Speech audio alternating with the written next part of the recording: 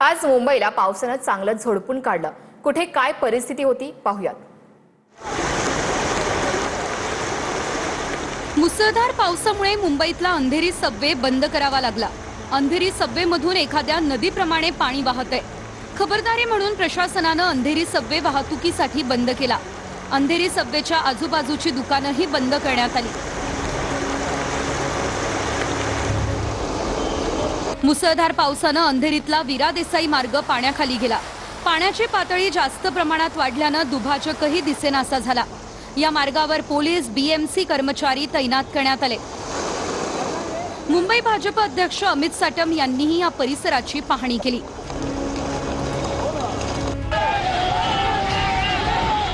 मुसळधार पावसामुळे भांडूपच्या सोनापूर परिसरात रस्ता खचलाय।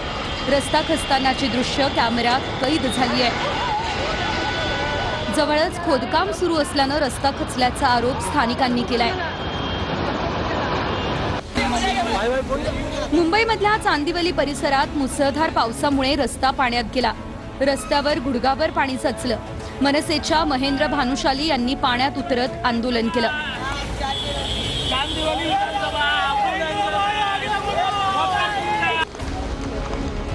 मुसळधार पावसामुळे मिठी नदीच्या पाणी पातळीत वाढ झाली आहे। मिठी नदी दुथडी भरून वाहतीये।